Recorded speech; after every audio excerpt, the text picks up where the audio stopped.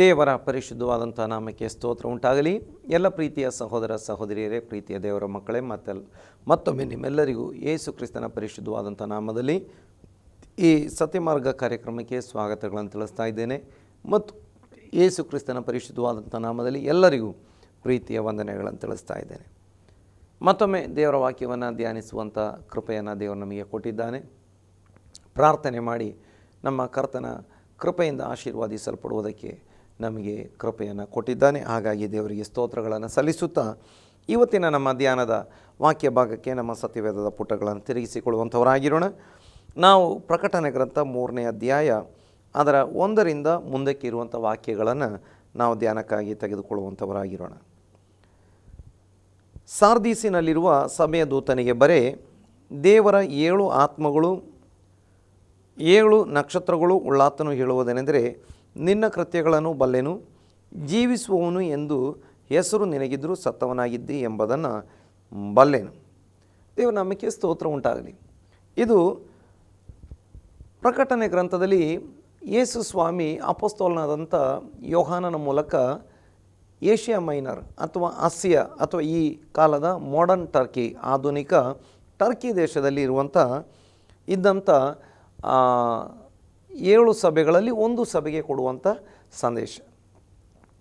ಅಥವಾ ಈ ರೀತಿಯಾಗಿ ನಾವು ಹೇಳ್ಬೋದು, ಯೇಸು ಸ್ವಾಮಿ ಸತ್ತು ಸಮಾಧಿಯಾಗಿ ಎದ್ದು ಬಂದ ನಂತರ, ಪರಲೋಕಕ್ಕೆ ಏರಿ ಹೋದ ನಂತರ 60 ವರ್ಷಗಳು, ಹೆಚ್ಚು ಕಡಿಮೆ 60 ವರ್ಷಗಳ ನಂತರ ತನ್ನ ಪ್ರೀತಿಯ ಶಿಷ್ಯನಾಗಿದ್ದ ಯೇಸು ಸ್ವಾಮಿಯ ಸೇವೆ ಕಾಲದಲ್ಲಿ, ಮರಣ ಪುನರುತ್ಥಾನದ ಕಾಲದಲ್ಲಿ ಒಬ್ಬ ಯೌವನಸ್ಥನಾಗಿ ಯೇಸು ಸ್ವಾಮಿಯ ಹತ್ತಿರವೇ ಕುಳಿತುಕೊಳ್ತಿದ್ದಂಥ, ಯೇಸು ಸ್ವಾಮಿ ಜೊತೆಯಲ್ಲೇ ಇರ್ತಾ ಇದ್ದಂಥ, ಯೇಸು ಸ್ವಾಮಿಯ ಪ್ರೀತಿಯ ಶಿಷ್ಯನಾಗಿದ್ದಂಥ ಯೋಹಾನನಿಗೆ ತನ್ನ ಮಹಿಮೆಯ ಒಂದು ದರ್ಶನವನ್ನು ಕೊಟ್ಟು, ಈಗ ಯೋಹಾನ ಯೇಸು ಸ್ವಾಮಿಗೋಸ್ಕರ ಸುವಾರ್ತೆ ಸೇವೆಗೋಸ್ಕರ ಜೈಲಿನಲ್ಲಿ ಅಥವಾ ಪತ್ಮೋಸ್ ದ್ವೀಪದಲ್ಲಿ ಸೆರೆಮನೆಯಲ್ಲಿ ಇರುವಂಥ ಕಾಲದಲ್ಲಿ ಯೇಸು ಸ್ವಾಮಿ ದರ್ಶನ ಕೊಟ್ಟು ಈ ಯೋಹಾನನೊಂದಿಗೆ ಮಾತನಾಡಿದಂಥ ಸಂದರ್ಭದಲ್ಲಿ ಕೊಡ್ತಿರುವಂಥ ಈ ವಾಕ್ಯ ಎಂಬುದಾಗಿ ನಮಗೆ ತಿಳಿದುಕೊಳ್ಳಲಿಕ್ಕೆ ಸಾಧ್ಯವಾಗ್ತದೆ.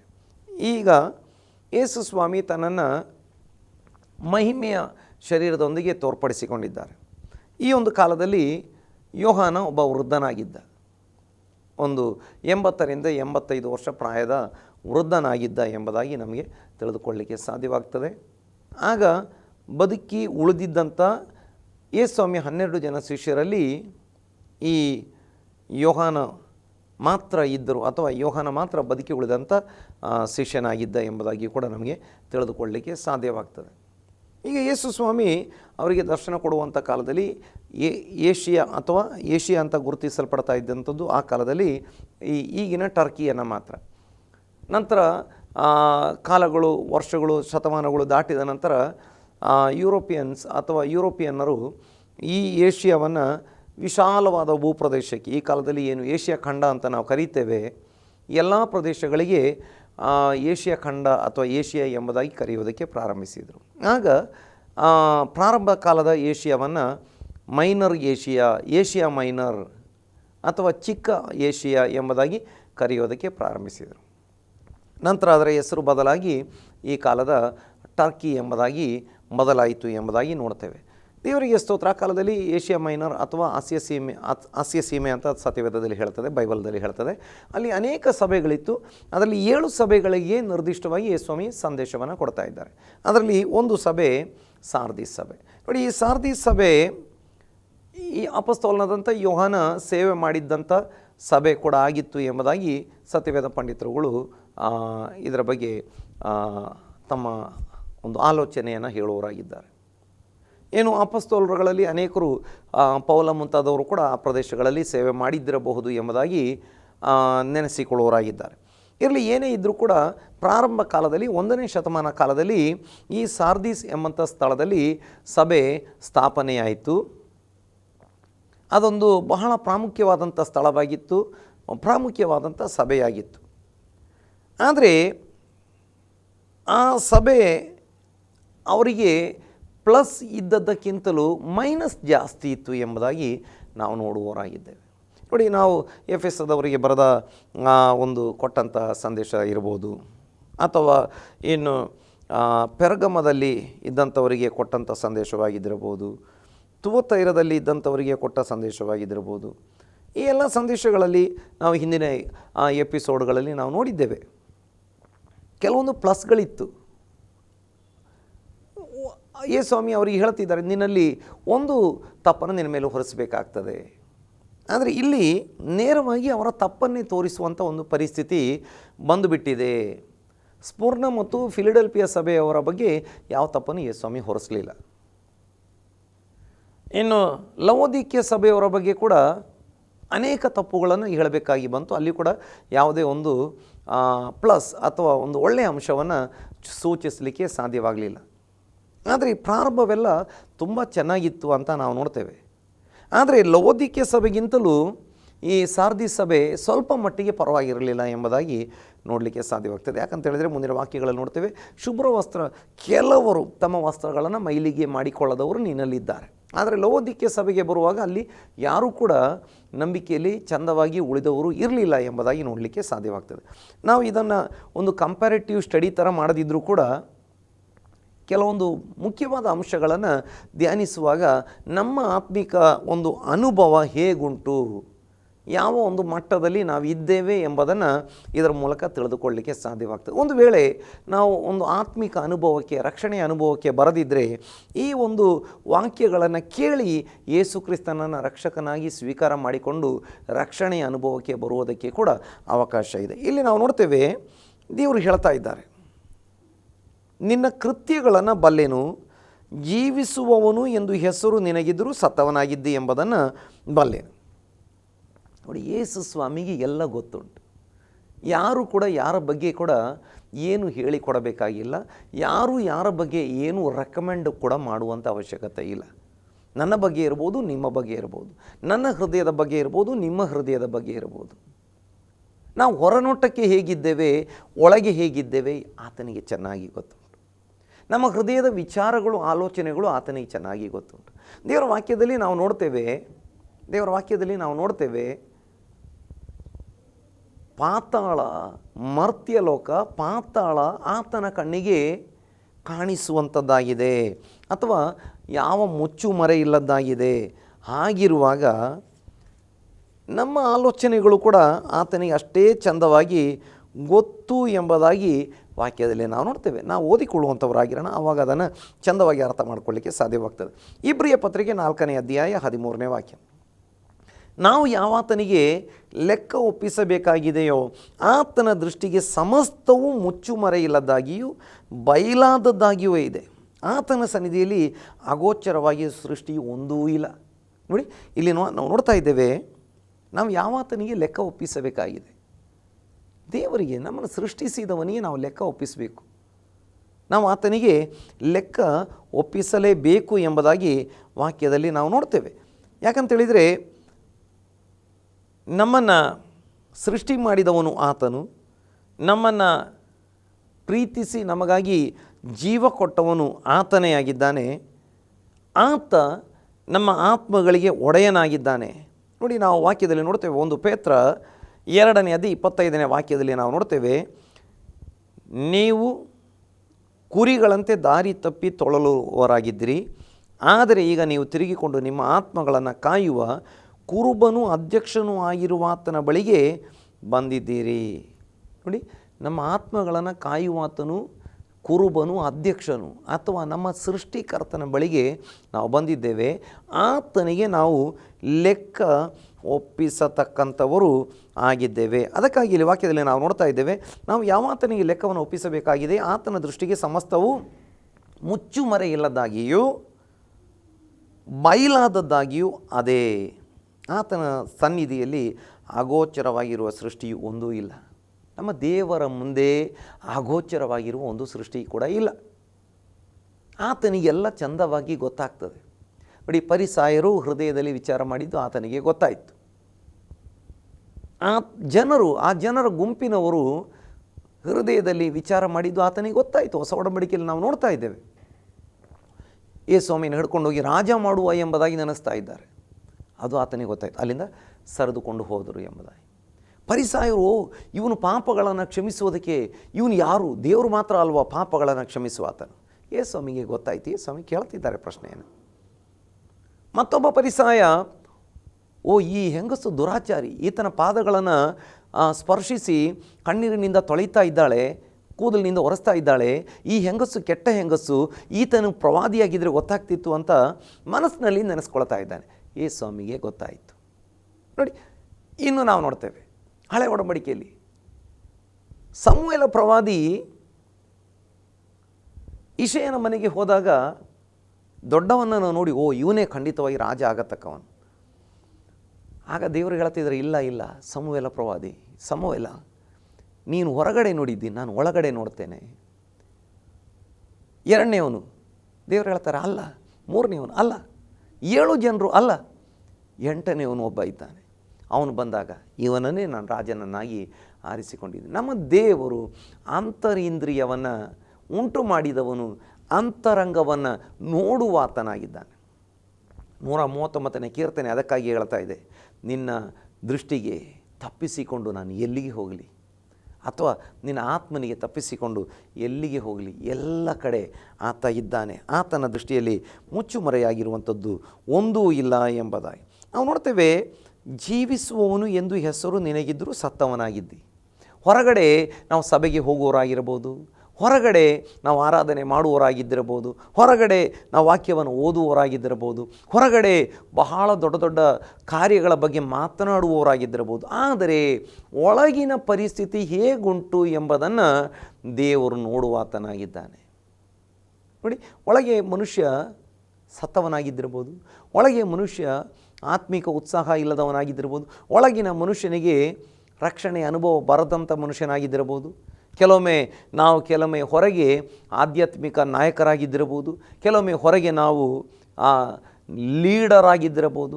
ಆದರೆ ಒಳಗೆ ಹೇಗುಂಟು ಎಂಬುದನ್ನು ನಮ್ಮ ದೇವರ ಕಣ್ಣುಗಳು ನೋಡುವಂಥದ್ದಾಗಿದೆ. ನೋಡಿ, ಸಾರ್ದಿ ಸಭೆಯಲ್ಲಿ ಏನಾಯಿತು ಅಂತ ಹೇಳಿದರೆ, ಅವರಿಗೆ ಹೆಸರುಂಟು, ನಿನ್ನ ಕೃತ್ಯಗಳನ್ನು ಬಲ್ಲೆನು, ಜೀವಿಸುವನು ಎಂದು ಹೆಸರು ನಿನಗೆ ಇದ್ದರೂ ಕೂಡ ಕೆಲವೊಮ್ಮೆ ಅಬಂಡೆಂಟ್ ಲೈಫ್ ಅಂತ ಇರ್ಬೋದು.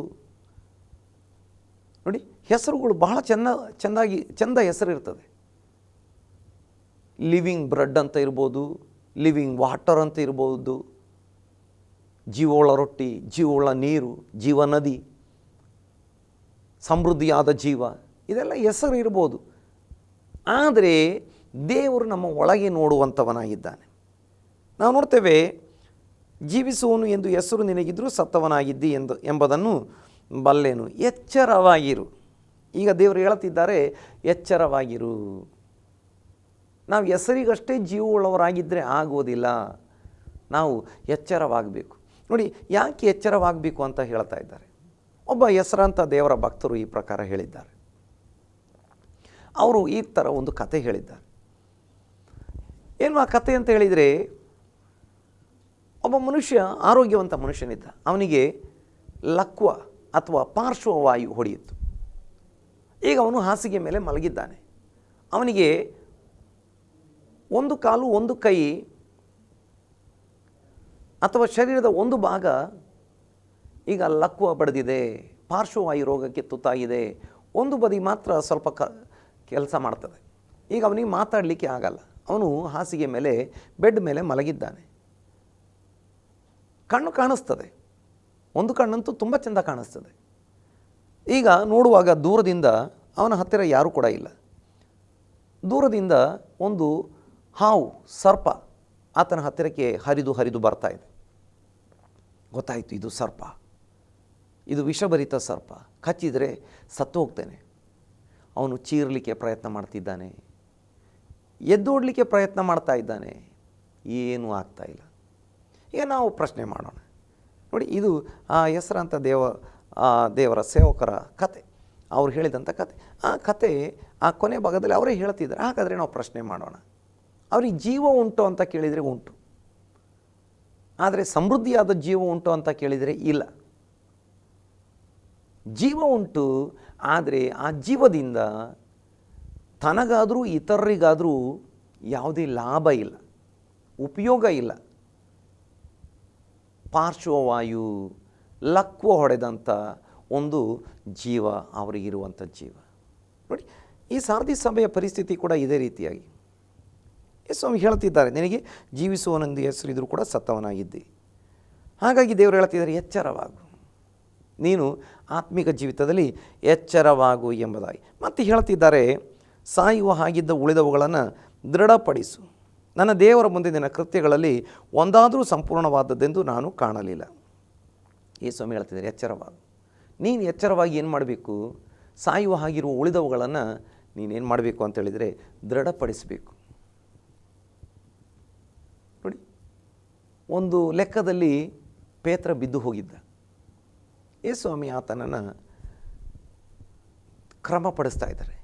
ನೀನು ನನ್ನ ಮೇಲೆ ಪ್ರೀತಿ ಇಟ್ಟಿದ್ದೀಯೋ, ನೀನು ನನ್ನ ಮೇಲೆ ಮಮತೆ ಇಟ್ಟಿದ್ದೀಯೋ. ನೋಡಿ, 3 ಸಲ ಕೇಳ್ತಿದ್ದಾರೆ. ಅವನನ್ನು ಕ್ರಮಪಡಿಸಿ, ನನ್ನ ಕುರಿಗಳನ್ನು ಕಾಯು, ನನ್ನ ಕುರಿಮರಿಗಳನ್ನು ಮೇಯಿಸು ಅಥವಾ ಕಾಯು. ನೋಡಿ, ದೇವರ ಸೇವೆಗೆ ಆತನನ್ನು ನಿಲ್ಲಿಸ್ತಾ ಇದ್ದಾರೆ. ನೋಡಿ, ನಾವು ಜೀವವುಳ್ಳವರು ಎಂಬ ಹೆಸರು ಮಾತ್ರ ಇದ್ದರೆ ನಮ್ಮಿಂದ ನಮಗೂ ಇತರರಿಗೂ ಉಪಯೋಗವಿಲ್ಲ. ನಾವು ನಿಜವಾಗಿ ಎಚ್ಚರವಾಗಿ ಆ ಒಂದು ಜೀವದಲ್ಲಿ ನಡೆದರೆ ಸಮೃದ್ಧಿಯಾದ ಜೀವ ಕೊಡಲಿಕ್ಕೆ ನಮ್ಮ ಕರ್ತನು ಶಕ್ತನಾಗಿದ್ದಾನೆ. ನಾವು ಇತರರನ್ನು ಕೂಡ ದೃಢಪಡಿಸಲಿಕ್ಕೆ, ಕ್ರಮಪಡಿಸಲಿಕ್ಕೆ, ಕರ್ತನ ಬಳಿಗೆ ನಡೆಸಲಿಕ್ಕೆ, ಅವರಿಗೆ ಒಂದು ಆತ್ಮಿಕ ಮಾರ್ಗದರ್ಶನ ಮಾಡಲಿಕ್ಕೆ ನಮಗೆ ಸಾಧ್ಯವಾಗ್ತದೆ. ಈಗ ಈ ಒಂದು ಕಾರ್ಯವನ್ನು ಇತರರು ಮಾಡಲಿ ಎಂಬುದಾಗಿ ನಾವು ಬಿಡಬಾರ್ದು. ದೇವರು ಕೊಡುವಂಥ ಸಂದೇಶ ನೋಡಿ, ಆ ಸಾರ್ದಿ ಸಭೆಯಲ್ಲಿ ಇದ್ದಂಥ ನೀನು ಎಚ್ಚರವಾಗುವಂತ ಹೇಳಲಿಲ್ಲ, ಆ ಗುಂಪಿಗೆ ಹೇಳ್ತಾ ಇದ್ದಾರೆ. ಅಲ್ಲಿ ಎಚ್ಚರವಾಗದೇ ಇದ್ದಂಥ ಗುಂಪಿಗೆ ಹೇಳ್ತಾ ಇದ್ದಾರೆ, ಎಚ್ಚರವಾಗಿರಿ ಎಂಬುದಾಗಿ. ಎಚ್ಚರವಾಗಿದ್ದುಕೊಂಡು ಇನ್ನು ಬೇರೆ ಎಷ್ಟೋ ಜನ ಬಿದ್ದು ಹೋಗಿದ್ದಾರೆ, ಅವರನ್ನು ಕೂಡ ನೀವು ಎಚ್ಚರಗೊಳಿಸಿರಿ ಎಂಬುದಾಗಿ ಹೇಳುತ್ತಾ ಇದ್ದಾರೆ. ನನ್ನ ಪ್ರೀತಿಯ ಸಹೋದರ ಸಹೋದರಿ, ನಿನ್ನ ಕುಟುಂಬದಲ್ಲಿ ಸ್ವಲ್ಪ ಕರ್ತನಲ್ಲಿ ಭಯಭಕ್ತಿ, ಸ್ವಲ್ಪ ದೇವರನ್ನು ಪ್ರೀತಿಸಬೇಕು, ದೇವರ ವಾಕ್ಯದ ಪ್ರಕಾರ ನಡಿಬೇಕು ಎಂಬಂಥ ಆಸಕ್ತಿ ಕೆಲವೊಮ್ಮೆ ನಿನಗೆ ಮಾತ್ರ ಇರ್ತದೆ. ನೀನು ಎಚ್ಚರಗೊಳ್ಳಬೇಕು ಎಂಬುದಾಗಿ ದೇವರು ಬಯಸ್ತಾ ಇದ್ದಾನೆ. ನಿನ್ನ ಕುಟುಂಬದ ಉಳಿದವರನ್ನು ಕ್ರಿಸ್ತ ನಂಬಿಕೆಗೆ ನಡೆಸುವಂಥ, ದೃಢಪಡಿಸುವಂಥ ಕೆಲಸವನ್ನು ನೀನು ಮಾಡಬೇಕು ಎಂಬುದಾಗಿ ದೇವರು ನಿನ್ನ ಕುರಿತಾಗಿ ಬಯಸ್ತಾ ಇದ್ದಾನೆ. ದೇವರು ನಾಮಕ್ಕೆ ಸ್ತೋತ್ರ ಉಂಟಾಗಲಿ. ಮುಂದೆ ನಾವು ನೋಡ್ತಾ ಇದ್ದೇವೆ, ಆದುದರಿಂದ ನೀನು ಹೊಂದಿದ ಉಪದೇಶವನ್ನು, ಅದನ್ನು ಕೇಳಿದ ರೀತಿಯನ್ನು ನೆನಪಿಗೆ ತಂದುಕೊಂಡು ಅದನ್ನು ಕಾಪಾಡಿಕೊ ಮತ್ತು ದೇವರ ಕಡೆಗೆ ತಿರುಗಿಕೊ. ಈಗ ದೇವರು ಹೇಳ್ತಿದ್ದಾರೆ, ನಿನಗೆ ಪ್ರಾರಂಭದಲ್ಲಿ ದೇವರ ವಾಕ್ಯ ಸಿಕ್ತಲ್ಲ, ಯಾವ ರೀತಿ ನಿನಗೆ ದೇವರ ವಾಕ್ಯ ಸಿಕ್ತು, ಯಾವ ರೀತಿ ರಕ್ಷಣೆ ಮಾರ್ಗಕ್ಕೆ ಬಂದಿದ್ದಿ, ಅದನ್ನು ನೀನು ನೆನೆಸಿಕೋ. ನಿನ್ನ ಆರಂಭ ಕಾಲವನ್ನು ನೆನೆಸಿಕೋ. ಆರಂಭ ಕಾಲದಲ್ಲಿ ಎಷ್ಟೊಂದು ಪ್ರಾರ್ಥನೆ, ಆರಂಭ ಕಾಲದಲ್ಲಿ ಎಷ್ಟೊಂದು ಸಮರ್ಪಣೆ, ಆರಂಭ ಕಾಲದಲ್ಲಿ ಎಷ್ಟೊಂದು ಭಯ ಭಕ್ತಿ, ಆದರೆ ಈಗ ಎಲ್ಲಿ ಹೋಯಿತು ಎಂಬುದಾಗಿ ಪವಿತ್ರಾತ್ಮ ಕೇಳುತ್ತಿದ್ದಾನೆ. ಆದರೆ ಈಗ ಪವಿತ್ರಾತ್ಮ ಹೇಳುತ್ತಿದ್ದಾನೆ, ಅದನ್ನು ನೆನೆಸಿಕೋ, ನೆನಪಿಗೆ ತಂದುಕೊಂಡು ಅದನ್ನು ಕಾಪಾಡಿಕೋ, ದೇವರ ಕಡೆಗೆ ತಿರುಗಿಕೋ. ಆಯ್ತು, ಇನ್ನೂ ಕಾಲ ಮಿಂಚಿಲ್ಲ, ಕರ್ತನ ಬರೋಣ ಇನ್ನೂ ಆಗಲಿಲ್ಲ, ಇನ್ನೂ ಜೀವದಿಂದ ಈ ಲೋಕದಲ್ಲಿ ಇದ್ದೇವೆ. ನಾವೇನು ಮಾಡಬೇಕು? ಯೇಸು ಹೇಳ್ತಿದ್ದಾರೆ, ಎಲ್ಲಿಂದ ಬಿದ್ದಿದ್ದಿ ಅಥವಾ ಎಲ್ಲಿ ತಪ್ಪಿ ಹೋಗಿದ್ದಿ, ನೆನಪಿಗೆ ತಂದುಕೊಂಡು ದೇವರ ಕಡೆಗೆ ತಿರುಗಿಕೋ ಎಂಬುದಾಗಿ. ನನ್ನ ಪ್ರೀತಿಯ ಸಹೋದರ ಸಹೋದರಿ, ನಮ್ಮ ಕರ್ತನಾಗಿರುವ ಯೇಸುವಿಯ ಬರೋಣ ಹತ್ತಿರವಾಗಿದೆ. ಇಲ್ಲೇ ಮುಂದಿನ ವಾಕ್ಯದಲ್ಲಿ ನಾವು ನೋಡ್ತೇವೆ, ನೀನು ಎಚ್ಚರವಾಗಿಲ್ಲದಿದ್ದರೆ ಕಳ್ಳನು ಬರುವಂತೆ ಬರುವೆನು, ನಾನು ಯಾವ ಗಳಿಗೆಯಲ್ಲಿ ನಿನ್ನ ಮೇಲೆ ಬರುವೆನೋ ಅದು ನಿನಗೆ ತಿಳಿಯುವುದೇ ಇಲ್ಲ. ಯೇಸು ಹೇಳ್ತಾ ಇದ್ದಾರೆ, ಎಚ್ಚರವಾಗಿಲ್ಲದಿದ್ದರೆ ಏನಾಗ್ತದೆ? 10 ವರ್ಷ, 5 ವರ್ಷ, 20 ವರ್ಷ, 25 ವರ್ಷ, ಕೆಲವೊಮ್ಮೆ 30 ವರ್ಷದ ಹಿಂದೆ ನಾನು ಕರ್ತನಿಗೋಸ್ಕರ ನನ್ನನ್ನು ಸಮರ್ಪಣೆ ಮಾಡಿದ್ದೆ. ಆದರೆ ಈಗ ಕಾಲಕ್ರಮೇಣ ಏನಾಯಿತು, ಒಳಗಿನ ಬೆಂಕಿ ಆರಿ ಹೋಯ್ತು. ಯಾಕೆ ಆರಿ ಹೋಗ್ತದೆ? ಕೆಲವರು ರಕ್ಷಣೆಯ ಅನುಭವಕ್ಕೆ ಬಂದಿದ್ದರು, ಏನೋ ಒಳಗಡೆ ಒಂದು ಉಜ್ಜೀವನ ಉಂಟಾದರೂ ಹಳೆಯ ಗುಂಪುಗಳನ್ನು ಬಿಡುವುದಿಲ್ಲ, ಹಳೆಯ ತಪ್ಪಾದ ಆ ಒಂದು ಗೆಳೆತನವನ್ನು ಬಿಡುವುದಿಲ್ಲ. ಬೇರ್ಪಟ್ಟು ಕರ್ತನ ಮಕ್ಕಳೊಂದಿಗೆ ಸೇರಿ ಅನ್ಯೋನ್ಯತೆ ಆಚರಿಸಿ ಆರಾಧನೆ ಮಾಡುವುದಿಲ್ಲ. ಏನಾಯಿತು? ಹಳೆಯ ಸರ್ಕಲಲ್ಲೇ ಪಾಪದಲ್ಲೇ ಮತ್ತೆ ಅಥವಾ ಹಳೆಯ ಸರ್ಕಲಲ್ಲಿ ಜೀವನ ಮುಂದುವರಿಸಿದಾಗ ಏನಾಯಿತು ಅಂತ ಹೇಳಿದರೆ, ನಿಧಾನವಾಗಿ ಸಿಕ್ಕಂಥ ಬೆಂಕಿ ಆರಿ ಹೋಯಿತು, ಸಿಕ್ಕಂಥ ಪವಿತ್ರಾತ್ಮನ ಉಜ್ಜೀವನ ನಿಧಾನವಾಗಿ ನಷ್ಟವಾಯಿತು. ಈಗ ದೇವರು ಹೇಳ್ತಿದ್ದಾರೆ, ನೀನು ಎಚ್ಚರವಾಗಿಲ್ಲದಿದ್ದರೆ ಏನಾಗ್ತದೆ? ಅಥವಾ ಇನ್ನೊಂದು ರೀತಿಯಲ್ಲಿ ಕೂಡ ಅರ್ಥ ಮಾಡ್ಕೊಳ್ಬೋದು. ಈಗ ದೇವಜನರ ಗುಂಪಿಗೆ ನೀನು ಬಂದಾಯಿತು. ಈಗ ನಿಧಾನವಾಗಿ ಕೆಲವೊಂದು ರಾಜಕೀಯಗಳನ್ನು ಕಲಿತು ಸಭೆಯ ಒಳಗಡೆನೇ ರಾಜಕೀಯಗಳನ್ನು ಮಾಡುತ್ತಾ ಅಥವಾ ಪಾಲಿಟಿಕ್ಸ್ ಮಾಡುತ್ತಾ ಅಧಿಕಾರಕ್ಕಾಗಿ ಅಥವಾ ಇನ್ಯಾವುದೋ ವಿಷಯಗಳಿಗಾಗಿ ದೂಷಣೆ ಮಾಡುತ್ತಾ, ಟೀಕೆ ಮಾಡುತ್ತಾ, ವಿಮರ್ಶೆ ಮಾಡುತ್ತಾ, ದೇವರು ಒಪ್ಪಿಸದಂಥ ಕೆಲಸಗಳನ್ನು ಮಾಡುತ್ತಾ ಬಿದ್ದು ಹೋದ ಪರಿಸ್ಥಿತಿಯಲ್ಲಿರುವುದಾದರೆ ದೇವರು ಹೇಳ್ತಿದ್ದಾರೆ, ಎಚ್ಚರವಾಗಿಲ್ಲದಿದ್ದರೆ ಏನಾಗ್ತದೆ? ಇಲ್ಲಿ ವಾಕ್ಯದಲ್ಲಿ ನಾವು ನೋಡ್ತಾ ಇದ್ದೇವೆ, ಕಳ್ಳನು ಬರುವಂತೆ ಬರುವೆನು, ನಾನು ಯಾವ ಗಳಿಗೆಯಲ್ಲಿ ನಿನ್ನ ಮೇಲೆ ಬರುವೆನು ಅದು ನಿನಗೆ ತಿಳಿಯುವುದೇ ಇಲ್ಲ. ಸ್ವಾಮಿಯ ಬರೋಣ ಹತ್ತಿರವಾಗಿ. ನೋಡಿ, ಶಿಷ್ಯರು ತುಂಬ ಪ್ರಯತ್ನ ಮಾಡಿದರು, ಸ್ವಾಮಿ ನೀನು ಯಾವಾಗ ಬರುತ್ತಿ? ಯುಗದ ಸಮಾಪ್ತಿಗೂ ನಿನ್ನ ಪ್ರತ್ಯಕ್ಷತೆಗೂ ಸೂಚನೆ ಏನು? ಮತ್ತೆ ಸ್ವಾಮಿಗೆ ಕೇಳ್ತಿದ್ದಾರೆ, ನೀನು ಯಾವಾಗ ಇಸ್ರಾಯೇಲ್ ಜನರಿಗೆ ರಾಜ್ಯವನ್ನು ಸ್ಥಾಪನೆ ಮಾಡಿಕೊಡುತ್ತಿ? ಸ್ವಾಮಿಗೆ ತುಂಬ ಪ್ರಶ್ನೆ ಮಾಡ್ತಾಯಿತ್ತು. ಸ್ವಾಮಿ ಸಮಯ ಹೇಳಲಿಲ್ಲ. ಸ್ವಾಮಿ ಹೇಳಿದರು, ಸಮಯಗಳನ್ನು ತಿಳಿದುಕೊಳ್ಳುವುದು ನಿಮ್ಮ ಕೆಲಸವಲ್ಲ. ಕಳ್ಳನು ಬರುವ ಹಾಗೆ ಬರ್ತೇನೆ, ಪವಿತ್ರಾತ್ಮ ನಿಮ್ಮ ಮೇಲೆ ಬರುವಾಗ ನೀವೇನು ಮಾಡಿ, ನೀವು ಲೋಕದ ಕಟ್ಟಕಡೆಯವರು ನನ್ನ ಸಾಕ್ಷಿಗಳಾಗಿ, ಮೊದಲು ಯೆರೂಸಲೇಮಿನಲ್ಲಿ, ಯೂದಾಯದಲ್ಲಿ, ಸಮಾರ್ಯದಲ್ಲಿ, ಭೂಮಿಯ ಕಟ್ಟಕಡೆಯವರೆಗೆ, ಅಂದರೆ ಮೊದಲು ಮನೆಯಲ್ಲಿ ಇರುವಂಥ ದೇವರ ಸಭೆಯಲ್ಲಿ ನೀವು ಸಾಕ್ಷಿಗಳಾಗಿರಿ, ಊರಲ್ಲಿ ಸಾಕ್ಷಿಯಾಗಿರಿ, ದೇಶದಲ್ಲಿ ಸಾಕ್ಷಿಯಾಗಿರಿ. ಸ್ವಾಮಿ ಹೇಳಿದ್ದಾರೆ, ಈ ಸುವಾರ್ತೆ ಈ ಲೋಕಕ್ಕೆಲ್ಲ ಸಾರಲಾಗ್ತದೆ, ಆಗ ಅಂತ್ಯವು ಬರ್ತದೆ. ಈಗ ನಾವು ಎಚ್ಚರವಾಗಿರಬೇಕು ಎಂಬುದಾಗಿ. ಎಚ್ಚರವಾಗಿಲ್ಲದಿದ್ದರೆ ಯೇಸು ಕ್ರಿಸ್ತನ ಬರೋಣ ಕಳ್ಳನು ಬಂದ ಹಾಗೆ. ಕಳ್ಳನು ಬರುವಂಥ ಸಮಯ ಯಾವಾಗ ಅಂತ ಯಾರಿಗೂ ಕೂಡ ಗೊತ್ತಿರುವುದಿಲ್ಲ. ಹಾಗಾಗಿ ಎಚ್ಚರವಾಗಿಲ್ಲದಿದ್ದರೆ ಏನಾಗ್ತದೆ? ಕೈ ಬಿಡಲ್ಪಡುವ ಪರಿಸ್ಥಿತಿ ಆಗ್ತದೆ. ಮತ್ತು ಯೇಸು ಸ್ವಾಮಿ ಹೇಳ್ತಿದ್ದಾರೆ, ತಮ್ಮ ವಸ್ತ್ರಗಳನ್ನು ಮೈಲಿಗೆ ಮಾಡಿಕೊಳ್ಳದಿರುವ ಸ್ವಲ್ಪ ಜನರು ಸಾರ್ದೀಸಿನೊಳಗೆ ನಿನ್ನಲ್ಲಿದ್ದಾರೆ, ಅವರು ಯೋಗ್ಯರಾಗಿರುವುದರಿಂದ ಶುಭ್ರ ವಸ್ತ್ರಗಳನ್ನು ಧರಿಸಿಕೊಂಡು ನನ್ನ ಜೊತೆಯಲ್ಲಿ ನಡೆಯುವರು. ಎಚ್ಚರವಾಗಿಲ್ಲದಿದ್ದರೆ ಕರ್ತನ ಬರೋಣದಲ್ಲಿ ಕೈ ಬಿಡಲ್ಪಡಲಾಗ್ತದೆ. ಆದರೆ ವಸ್ತ್ರಗಳನ್ನು ಮೈಲಿಗೆ ಮಾಡಿಕೊಳ್ಳದಿರುವಂಥ ಸ್ವಲ್ಪ ಜನರು ಸಾರ್ದೀಸಿನೊಳಗೆ ಇದ್ದಾರೆ, ಸ್ವಲ್ಪ ಜನ ಇದ್ದಾರೆ. ಆ ಸಾರ್ದಿ ಸಭೆಯಲ್ಲಿ ಎಷ್ಟು ಜನ? 100 ಜನ ಇದ್ದರು, 50 ಜನ ಇದ್ದರು, 1000 ಜನ ಇದ್ದರು, ನಮಗೆ ಗೊತ್ತಿಲ್ಲ. ಆದರೆ ಬಹಳ ಜನ ಕೂಡ ಜೀವಿಸುವವರು ಎಂಬ ಹೆಸರಿದ್ದರೂ ಸತ್ತವರಿಗೆ ಸಮಾನರಾಗಿ ಬದುಕ್ತಾ ಇದ್ದರು. ಆದರೆ ಸ್ವಲ್ಪ ಜನ ರಕ್ಷಣೆಯ ವಸ್ತ್ರವನ್ನು ಮೈಲಿಗೆ ಮಾಡಿಕೊಳ್ಳದಂಥವರು, ಲೋಕದ ವ್ಯವಹಾರಗಳಲ್ಲಿ ಸಿಕ್ಕಿಕೊಂಡು ತಮ್ಮ ವಸ್ತ್ರಗಳನ್ನು ಮೈಲಿಗೆ ಮಾಡಿಕೊಳ್ಳದಂಥವರು ಇದ್ದಾರೆ. ಅವರು ಏನು ಮಾಡ್ತಾರೆ? ಶುಭ್ರ ವಸ್ತ್ರಗಳನ್ನು ಧರಿಸಿಕೊಂಡು ನನ್ನ ಜೊತೆಯಲ್ಲಿ ನಡೆಯುವರು ಎಂಬುದಾಗಿ ಯೇಸು ಸ್ವಾಮಿ ಹೇಳ್ತಾ ಇದ್ದಾರೆ.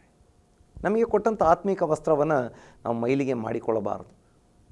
ಒಂದು ವೇಳೆ ಯಾವುದೋ ಕಾರಣದಿಂದ ಮೈಲಿಗೆ ಆದರೆ ದೇವರ ವಾಕ್ಯ ಹೇಳ್ತದೆ, ಯೇಸು ಕ್ರಿಸ್ತನ ರಕ್ತದಲ್ಲಿ ತಮ್ಮ ನಿಲುವಂಗಿಗಳನ್ನು ತೊಳಕೊಂಡವರು ಧನ್ಯರು. ನಮ್ಮ ಪಾಪಗಳನ್ನು ಒಪ್ಪಿಕೊಂಡು ಅರಿಕೆ ಮಾಡಿ, ಸ್ವಾಮಿ ತಪ್ಪಾಯಿತು, ಇಂಥ ತಪ್ಪುಗಳನ್ನು ಮಾಡಿಬಿಟ್ಟಿದ್ದೇನೆ, ನನ್ನ ಪಾಪಗಳನ್ನು ಕ್ಷಮಿಸು, ನನ್ನ ಹೃದಯಕ್ಕೆ ಬಾ ಸ್ವಾಮಿ, ಮತ್ತೊಮ್ಮೆ ನನ್ನನ್ನು ಶುದ್ಧೀಕರಿಸು ಎಂಬುದಾಗಿ ಕೇಳಿಕೊಂಡ್ರೆ ಯೇಸು ಸ್ವಾಮಿ ತನ್ನ ರಕ್ತದ ಮೂಲಕ ನಮ್ಮ ವಸ್ತ್ರಗಳನ್ನು ತೊಳೆದು ಶುದ್ಧೀಕರಿಸುವಾತನಾಗಿದೆ. ಹಾಗಾಗಿ ಮರಳಿ ಬರುವುದಕ್ಕೆ, ಶುದ್ಧೀಕರಣ ಮಾಡಿಕೊಳ್ಳುವುದಕ್ಕೆ ಇದೊಂದು ಅವಕಾಶ. ಕರ್ತನ ಬರೋಣ ಯಾವಾಗ ಎಂಬುದು ನಮಗೆ ಗೊತ್ತಿಲ್ಲ. ಹಾಗಾಗಿ ನಾವು ನೋಡ್ತೇವೆ 5-6ನೇ ವಾಕ್ಯಗಳಲ್ಲಿ, ಜಯಶಾಲಿಗೆ ಹೀಗೆ ಶುಭ್ರ ವಸ್ತ್ರಗಳನ್ನು ಹೊದಿಸುವರು, ಜೀವಬಾಧ್ಯರ ಪಟ್ಟಿಯಿಂದ ಅವನ ಹೆಸರನ್ನು ಅಳಿಸಿ ಬಿಡುವುದೇ ಇಲ್ಲ. ಅವನು ನನ್ನವನೆಂದು ನನ್ನ ತಂದೆಯ ಮುಂದೆಯೂ ಆತನ ದೂತರ ಮುಂದೆಯೂ ಒಪ್ಪುವೆನು. ದೇವರಾತ್ಮನು ಸಭೆಗಳಿಗೆ ಹೇಳುವುದನ್ನು ಕಿವಿಯುಳ್ಳವನು ಕೇಳಲಿ. ಸಭೆಗೆ ದೇವರು ಹೇಳ್ತಿದ್ದಾರೆ, ಜಯಿಸುವನಿಗೆ ಶುಭ್ರ ವಸ್ತ್ರ ನಾನು ಹೊದಿಸುವೆನು ಅಥವಾ ಕೊಡುವೆನು ಎಂಬುದಾಗಿ, ಧರಿಸುವ ಹಾಗೆ ಮಾಡುವೆನು. ನನ್ನ ಪ್ರೀತಿಯ ಸಹೋದರ ಸಹೋದರಿ, ಒಂದು ದೇವರು ಹೇಳ್ತಿದ್ದಾರೆ, ಜೀವಿಸುವನು ಎಂಬ ಹೆಸರು ಮಾತ್ರ ನಮಗಿದ್ರೆ ಸಾಲದು, ನಾವು ನಿಜವಾದ ಸಮೃದ್ಧಿಯಾದ ಜೀವವುಳ್ಳವರಾಗಿರಬೇಕು. 2 ಯೇಸು ಸ್ವಾಮಿ ಹೇಳ್ತಿದ್ದಾರೆ, ನಾವೇನು ಮಾಡಬೇಕು? ಎಚ್ಚರವಾಗಬೇಕು. ಎಚ್ಚರವಾಗಿಲ್ಲದಿದ್ದರೆ ಕರ್ತನ ಬರೋಣದಲ್ಲಿ ಕೈ ಬಿಡಲ್ಪಡುವಂಥವರಾಗಿರ್ತೇವೆ. ಮತ್ತು ಯೇಸು ಸ್ವಾಮಿ ಹೇಳ್ತಿದ್ದಾರೆ, ವಸ್ತ್ರವನ್ನು ಮೈಲಿಗೆ ಮಾಡಿಕೊಳ್ಳಬಾರದು. ಒಂದು ವೇಳೆ ವಸ್ತ್ರ ಮೈಲಿಗೆ ಆಗಿದ್ದರೆ ಇದೊಂದು ಅವಕಾಶ. ಯೇಸುವೆ, ನನ್ನ ವಸ್ತ್ರವನ್ನು ನನ್ನನ್ನು ತೊಳೆದು ಶುದ್ಧೀಕರಿಸು. ಯೇಸುವಿನ ರಕ್ತದಿಂದ ನಮ್ಮ ವಸ್ತ್ರಗಳನ್ನು ಶುದ್ಧೀಕರಿಸಿಕೊಳ್ಳುವಂಥ ಅನುಭವಕ್ಕೆ ನಾವು ಮರಳಿ ಬರಬೇಕು ಎಂಬುದಾಗಿ ಮತ್ತು ಯೇಸು ಸ್ವಾಮಿ ಹೇಳ್ತಿದ್ದಾರೆ, ಯಾರು ಜಯಿಸಿದ್ದಾರೆ, ಈ ಹೋರಾಟಗಳನ್ನು ಜಯಿಸಿದ್ದಾರೆ, ಅವರಿಗೆ ಶುಭ್ರ ವಸ್ತ್ರವನ್ನು ನಾನು ಹೊದಿಸ್ತೇನೆ. ತಂದೆಯ ಮುಂದೆ ಜೀವಭಾದ್ರ ಪಟ್ಟಿಯಲ್ಲಿ ಹೆಸರನ್ನು ತೆಗೆದು ಹಾಕುವುದಿಲ್ಲ, ತಂದೆಯ ಮುಂದೆ ಇವನು ನನ್ನವನೆಂದು ಒಪ್ಪಿಕೊಳ್ಳುವೆನು ಎಂಬುದಾಗಿ. ಹಾಗಾಗಿ ಈ ದಿನದಲ್ಲಿ ಕರ್ತನ ಕರಗಳಲ್ಲಿ ನಮ್ಮನ್ನು ಒಪ್ಪಿಸಿಕೊಡೋಣ. ಕರ್ತನ ಸನ್ನಿಧಿಯಲ್ಲಿ ಆ ಸಮೃದ್ಧಿಯಾದ ಜೀವಕ್ಕಾಗಿ ನಾವು ಪ್ರಾರ್ಥನೆ ಮಾಡೋಣ. ಒಂದು ಶುಭ್ರವಾದಂಥ ಅಥವಾ ಶುದ್ಧವಾದಂಥ ಪರಿಶುದ್ಧವಾದ ಜೀವಿತ ನಡೆಸುವುದಕ್ಕೆ ದೇವರಾತ್ಮನ ಮುಂದೆ ನಮ್ಮನ್ನು ಒಪ್ಪಿಸಿಕೊಡೋಣ. ದೇವರಾತ್ಮನಿಂದ ತುಂಬಿಸಲ್ಪಟ್ಟು ನಡೆಯುವುದಕ್ಕಾಗಿ ನಮ್ಮನ್ನು ಸಮರ್ಪಿಸೋಣ. ದೇವರ ಈ ವಾಕ್ಯಗಳ ಮೂಲಕ ಎಲ್ಲರನ್ನ ಆಶೀರ್ವಾದ ಮಾಡಲಿ ನಾವು ಪ್ರಾರ್ಥನೆ ಮಾಡೋಣ. ಮಹಾಪರಿಶುದ್ಧನಾಗಿರುವ ನಮ್ಮ ಪರಲೋಕದಲ್ಲಿರುವ ತಂದೆಯಾಗಿರುವ ದೇವರೇ, ಈ ಒಳ್ಳೆಯ ಸಮಯಕ್ಕಾಗಿ ನಾವು ನಿನಗೆ ಸ್ತೋತ್ರಗಳನ್ನು ಸಲ್ಲಿಸ್ತಾ ಇದ್ದೇವೆ. ದೇವ, ಇವತ್ತು ನಿನ್ನ ವಾಕ್ಯವನ್ನು ತಿರುಗಿ ಕೇಳುವಂತೆ, ಹೌದು ಸ್ವಾಮಿ, ನಿನ್ನ ವಾಕ್ಯವನ್ನು ಕಲಿಯುವಂತೆ, ಪ್ರಾರ್ಥಿಸುವಂತೆ ನಮಗೆ ನೀನು ಅವಕಾಶ ಕೊಟ್ಟಿದ್ದಿ. ಎಲ್ಲ ನಿನ್ನ ಉಪಕಾರಕ್ಕಾಗಿ ನಿನಗೆ ಸ್ತೋತ್ರ. ನಿನ್ನ ಪರಿಶುದ್ಧ ವಾಕ್ಯದಿಂದ ಕೇಳಿದ ಹಾಗೆ ಜೀವಿಸುವವನು ಎಂಬ ಹೆಸರು ನಿನಗಿದ್ದರೂ ಸತ್ತವನಾಗಿದ್ದಿ ಎಂಬುದಾಗಿ ಆ ಸಾರ್ದಿ ಸಭೆಯಲ್ಲಿದ್ದಂಥ ಮೆಜಾರಿಟಿ ಜನರಿಗೆ ನೀನು ಹೇಳಿದಿ ಸ್ವಾಮಿ. ಸ್ವಲ್ಪವೇ ಜನ ಅಲ್ಲಿ ಹೌದು ವಸ್ತ್ರವನ್ನು ಮೈಲಿಗೆ ಮಾಡಿಕೊಳ್ಳದಂಥವರು ಇದ್ದರು ಎಂಬುದಾಗಿ ಕೂಡ ನಿನ್ನ ವಾಕ್ಯದಲ್ಲಿ ಕೇಳಿದ್ದೇವೆ ಸ್ವಾಮಿ. ನೀನು ಹೇಳಿದ್ದಿ ಎಚ್ಚರವಾಗಿರು ಎಂಬುದಾಗಿ. ಎಚ್ಚರವಾಗಿಲ್ಲದಿದ್ದರೆ ಹೌದು ಕಳ್ಳನು ಬರುವ ಹಾಗೆ ಬಂದು ಹೌದು ನಂಬಿದಂಥವ್ರನ್ನ ಎತ್ತಿಕೊಳ್ಳುವೆನು, ನಂಬದಂಥವ್ರನ್ನ ಕೈ ಬಿಡುವೆನು ಎಂಬುದಾಗಿ. ಹೌದು ಸ್ವಾಮಿ, ಕೈ ಬಿಡಲ್ಪಡುವರು ಎಂಬುದಾಗಿ ನಿನ್ನ ವಾಕ್ಯದಲ್ಲಿ ನಾವು ಕೇಳಿದ್ದೇವೆ ಸ್ವಾಮಿ. ಹೌದು, ಈ ಹೊತ್ತು ನನ್ನದಿಗೆ ಸೇರಿ ಪ್ರಾರ್ಥನೆ ಮಾಡುತ್ತಿರುವಂಥ ಎಲ್ಲರನ್ನ ಸಮೃದ್ಧಿಯಾದ ಜೀವ ಕೊಟ್ಟು ನಡೆಸು. ಹೌದು ಕರ್ತನೆ, ಪ್ರತಿಯೊಬ್ಬರು ಎಚ್ಚರಗೊಳ್ಳುವಂತೆ ಸಹಾಯ ಮಾಡು. ಹೌದು, ಶುಭ್ರ ವಸ್ತ್ರಗಳನ್ನು ಧರಿಸಿಕೊಂಡು ನಡೆಯುವ ಹಾಗೆ, ಹೌದು ತಮ್ಮ ವಸ್ತ್ರಗಳನ್ನು ಕ್ರಿಸ್ತನ ರಕ್ತದಿಂದ ತೊಳೆದುಕೊಂಡು ಹೌದು ಕರ್ತನೆ, ಹೌದು ಪರಿಶುದ್ಧರನ್ನಾಗಿ ಮಾಡಿಕೊಳ್ಳುವುದಕ್ಕೆ ನೀನು ಅವರಿಗೆ ಸಹಾಯ ಮಾಡು ಸ್ವಾಮಿ. ಅಪ್ಪ, ನಿನ್ನ ಕರಗಳಲ್ಲಿ ಪ್ರತಿಯೊಬ್ಬೊಬ್ಬರನ್ನು ಒಪ್ಪಿಸಿ ಕೊಡ್ತಾ ಇದ್ದೇನೆ. ಆಶೀರ್ವದಿಸು ಸ್ವಾಮಿ. ಪ್ರತಿಯೊಬ್ಬೊಬ್ಬರು ಜಯಶಾಲಿಗಳಾಗುವುದಕ್ಕೆ ನೀನು ಸಹಾಯ ಮಾಡು. ಹೆಸರಿಗಷ್ಟೇ ಜೀವವುಳ್ಳವರಾಗಿರದೆ ಸಮೃದ್ಧಿಯಾದ ಜೀವ ಪವಿತ್ರಾತ್ಮನ ಮೂಲಕ ಹೊಂದಿಕೊಂಡವರಾಗಿ ನಡೆಯುವಂತೆ ಸಹಾಯ ಮಾಡು. ನಿನ್ನ ಪರಿಶುದ್ಧವಾದ ಕರಗಳಲ್ಲಿ ಪ್ರತಿಯೊಬ್ಬೊಬ್ಬರನ್ನು ಒಪ್ಪಿಸಿ ಕೊಡ್ತಾ ಇದ್ದೇನೆ ಸ್ವಾಮಿ. ನನ್ನೊಂದಿಗೆ ಸೇರಿ ಪ್ರಾರ್ಥನೆ ಮಾಡ್ತಿರುವಂಥ ಒಬ್ಬರು ಕೂಡ ನಿನ್ನ ಬರೋಣದಲ್ಲಿ ಕೈ ಬಿಡಲ್ಪಟ್ಟವರಾಗಬಾರದು ಸ್ವಾಮಿ. ಪ್ರತಿಯೊಬ್ಬೊಬ್ಬರು ಎತ್ತಲ್ಪಡುವಂತೆ ನೀನು ಸಹಾಯ ಮಾಡು. ಪ್ರತಿಯೊಬ್ಬರು ಜಯಶಾಲಿಗಳಾಗುವಂತೆ ಶುಭ್ರ ವಸ್ತ್ರ ಧರಿಸಿಕೊಂಡು ನಿನ್ನೊಂದಿಗೆ ನಡೆಯುವಂತೆ ಸಹಾಯ ಮಾಡು. ನಿನ್ನ ಕರಗಳಲ್ಲಿ ಒಪ್ಪಿಸಿದ್ದೇನೆ. ಹಾಗೆ ಪ್ರಾರ್ಥನೆ ಮಾಡುತ್ತಿರುವಂಥವರು ಹೌದು ಸ್ವಾಮಿ, ರೋಗಿಗಳಾಗಿದ್ದರೆ ಅವರಿಗೆ ಸೌಖ್ಯವಾಗಲಿ ಸ್ವಾಮಿ. ಅವರು ಎಲ್ಲ ರೋಗಗಳಿಂದ ಯೇಸುವಿನ ನಾಮದಲ್ಲಿ ಬಿಡುಗಡೆಯಾಗಲಿ. ಸಾಲದಲ್ಲಿ ಇರುವವರಾಗಿದ್ದರೆ ಯೇಸುವಿನ ನಾಮದಲ್ಲಿ ಬಿಡುಗಡೆಯಾಗಲಿ. ಕುಟುಂಬ ಇಲ್ಲದವರಿಗೆ ಕುಟುಂಬ, ಮಕ್ಕಳಿಲ್ಲದವರಿಗೆ ಮಕ್ಕಳನ್ನು ಕೊಡು ಸ್ವಾಮಿ. ನಿನ್ನ ಅದ್ಭುತ ಕಾರ್ಯಗಳು ಅವರ ಜೀವಿತದಲ್ಲಿ ನಡೆಯಲಿ. ನಿನ್ನ ಕರಗಳಲ್ಲಿ ಒಪ್ಪಿಸಿದ್ದೇವೆ. ನೀನು ಪ್ರಾರ್ಥನೆ ಕೇಳಿದ್ದಿ, ಸ್ತೋತ್ರ. ಯೇಸು ಕ್ರಿಸ್ತನ ನಾಮದಲ್ಲಿ ತಂದೆಯಾಗಿರೋ ದೇವರೇ, ಆಮೇನ್, ಆಮೇನ್. ದೇವರ ಪರಿಶುದ್ಧವಾದಂಥ ನಾಮಕ್ಕೆ ಸ್ತೋತ್ರ. ನನ್ನೊಂದಿಗೆ ಸೇರಿ ಪ್ರಾರ್ಥನೆ ಮಾಡಿದಂಥ ನಿಮ್ಮನ್ನು ಕೂಡ ದೇವರ ಆಶೀರ್ವಾದ ಮಾಡಿದ್ದಾನೆ. ನಿಮಗೆ ಪ್ರಾರ್ಥನಾ ಮನವಿಗಳು ಇರುವುದಾದರೆ ನಮ್ಮನ್ನು ಸಂಪರ್ಕಿಸಬಹುದು. ನಾವು ನಿಮಗೋಸ್ಕರ ಪ್ರಾರ್ಥನೆ ಮಾಡಲಿಕ್ಕೆ ಸಿದ್ಧರಿದ್ದೇವೆ. ಹೊಸ ಸಂಚಿಕೆಯಲ್ಲಿ ನಾವು ತಿರುಗಿ ಭೇಟಿಯಾಗ್ತೇವೆ. ಅಲ್ಲಿವರೆಗೆ ದೇವರ ಕೃಪೆ ಎಲ್ಲರೊಂದಿಗಿರಲಿ. ಆಮೇನ್.